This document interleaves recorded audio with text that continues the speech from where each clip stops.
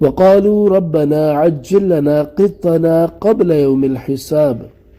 ترجمہ کنز العرفان، اور انہوں نے کہا اے ہمارے رب، ہمارا حصہ ہمیں حساب کے دن سے پہلے جلد دے دے۔ اصبر على ما يقولون واذكر عبدنا داود ذا الأيد، تم ان کی باتوں پر صبر کرو اور ہمارے نعمت والے بندے داود کو یاد کرو۔ انہو اواب، بے شک وہ بڑا رجوع کرنے والا ہے۔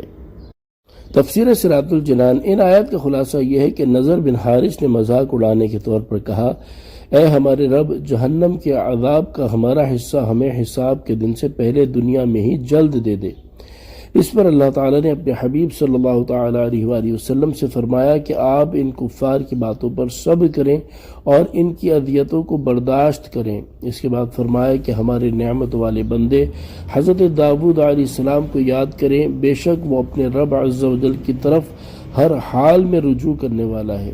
ایک برگزیدہ نبی کو یاد کرنے کا حکم دینے کا مقصد یہ ہے کہ اللہ تعالیٰ کی رحمت پر دل مضبوط ہو جائے کہ اللہ تعالیٰ کس طرح اپنے مقبول و محبوب بندوں کو اپنے فضل و کرم سے نوازتا ہے۔ لہذا اگر حضور پر نور صلی اللہ تعالیٰ علیہ وآلہ وسلم کو کفار کی طرف سے ایذا پہنچ رہی ہے تو پریشان ہونے کی ضرورت نہیں، کیونکہ فضل الہی ان سب غموں کو دھو دے گا۔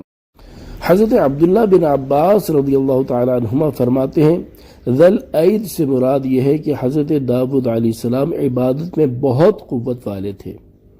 حضرت داود علیہ السلام کی عبادت کے بارے میں حضرت عبداللہ بن عمر رضی اللہ تعالیٰ عنہما سے مروی ہے، حضور پر نور صلی اللہ تعالیٰ علیہ وآلہ وسلم نے ارشاد فرمایا اللہ تعالیٰ کو حضرت داود علیہ السلام کے نفلی روزے سب روزوں سے پسند ہیں۔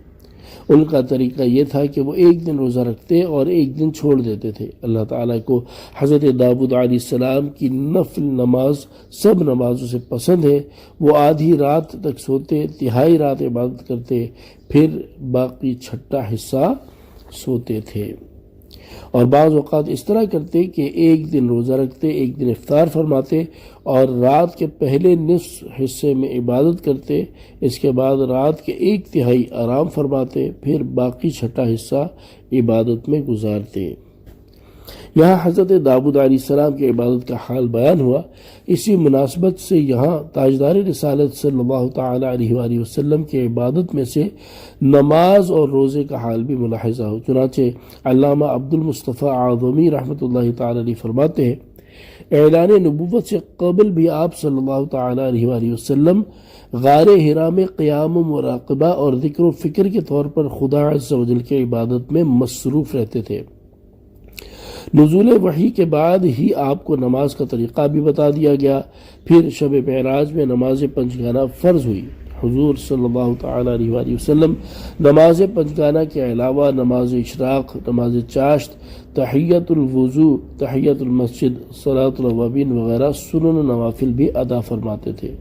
راتوں کو اٹھ اٹھ کر نمازیں پڑھا کرتے تھے۔ تمام عمر نماز تہجد کے پابند رہے۔ راتوں کے نوافل کے بارے میں مختلف روایات ہیں۔ بعض روایتوں میں آیا ہے کہ آپ صلی اللہ تعالیٰ علیہ وآلہ وسلم نماز عشاء کے بعد کچھ دیر سوتے، پھر کچھ دیر تک اٹھ کر نماز پڑھتے، پھر سو جاتے، پھر اٹھ کر نماز پڑھتے، غرض صبح تک یہی حالت قائم رہتی۔